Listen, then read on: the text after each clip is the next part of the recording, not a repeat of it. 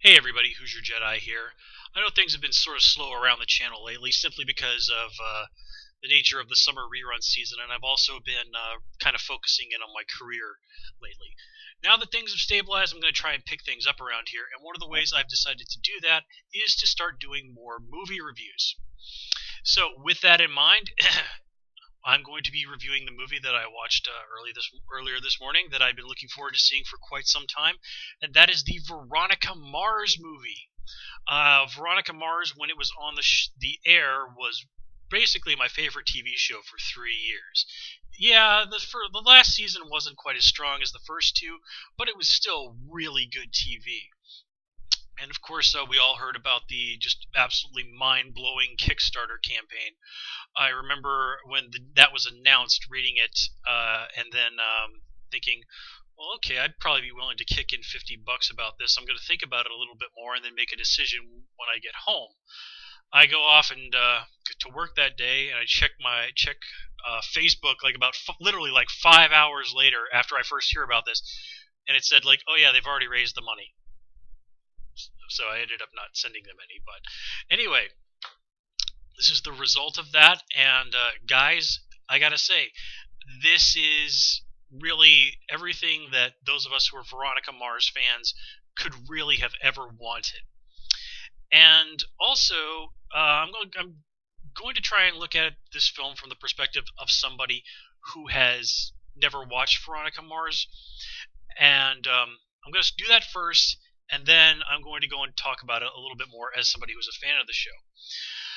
And the question is, can you having not seen the TV show, can you come in here and watch this movie and understand what's going on? And my answer to that is yes. I think that Rob Thomas really did make an effort to try and make this a standalone, something that people who are not familiar with the show could come in and watch and get what's going on. But that said, you're really going to kind of get, okay, like Logan is Veronica's ex-boyfriend, and they had a really turbulent history. I mean, it's all spelled out in Veronica's narration during the opening, but you're going to definitely lose a lot of what Weevil's deal is. You know, why Veronica is so shocked that he's married and has a kid and is no longer a member of a biker gang. And we'll talk a little bit more about Weevil later. And obviously, Veronica's relationship with Wallace and Mac, well, you get that these are Veronica's old friends from high school. And I guess that the basic understanding is there, but any character that isn't Veronica or Logan is probably not going to really resonate with you very strongly if you're not familiar with the show. Simply because those are the two characters that we spend the most time with. And thus, if you're a newcomer, those are the characters that you're really going to be able to feel like you've, at least to some reasonable degree, gotten to know. So, yeah, this movie is, I would say, is reasonably accessible and enjoyable by someone who hasn't seen the show. But this was a movie that was funded by Kickstarter. So, naturally, it's the people who were watching the show when it was on the air that are really, really the ones that this was written for. And for people like us, as I said, this is really, I think, everything that we could have hoped for. It's just, oh my god, they basically got everybody back for this movie. I mean, Teddy Dunn, who was Duncan Kane, of course, being a notable exception, and I suppose you could also maybe throw Clarence Wiedemann in there. But I mean, there's very good reasons why we're never seeing those characters again. But yeah, it was just so many moments where I was just watching the movie and they're like, oh my god, they got that actor back to be this character, and even if they're only there for just a minute, like it's like, oh, it's Corny! They brought back the guy who played Corny of all people.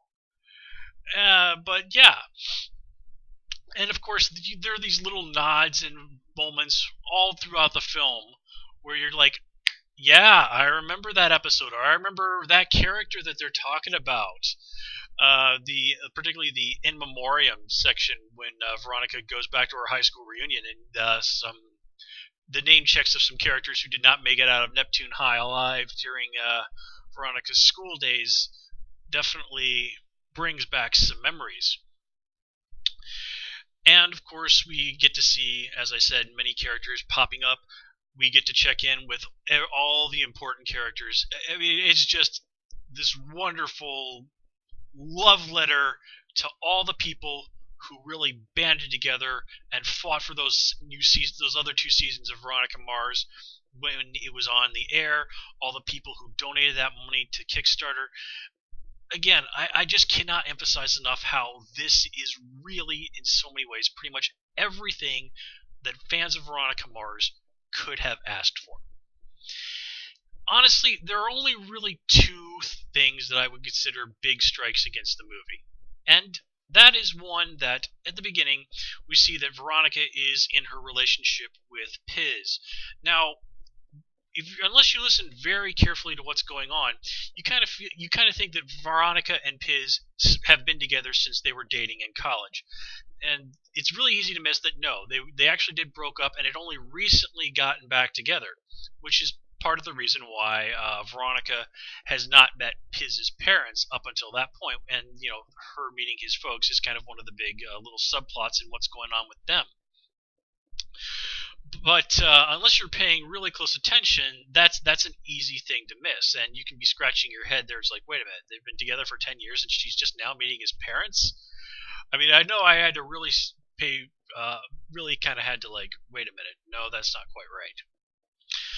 And the other big thing is sort of the subplot that they have going on with Weevil, which is really basically just a hook for them to maybe do another Veronica Mars movie down the line. And I'd be totally down for that. But basically it feels like, oh, they took this time out of what was the main mystery and what was going on in order to set things up for a future possible movie.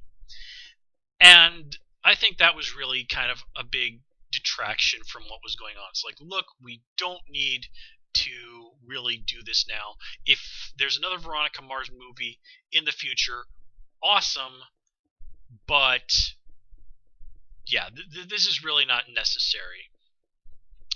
And granted, at the end, we're supposed to see some parallels between the choices that Weevil makes because of what's going on with him, and the choice that Veronica makes ultimately into the movie. Sort of surrendering to who you really are, for lack of a better term. And not to get into too much spoiler territory for anybody who hasn't seen it. But that said, this is just great. I was just there happy. It was everything that I loved about Veronica Mars when I was watching the show. And if you're a fan, you might not know that Rob Thomas also wrote a book, and it's a flat-out Veronica Mars mystery. It's called The Case of the $10,000 Tan Line. And this is actually sitting on the shelf down at my local library right now. I actually was waiting until I had seen the movie, because it takes place after the movie, to go and read that book. And I'm not going to go and grab it the next time I'm out that way, simply because I've got 5 books checked out from the library right now that I still need to read.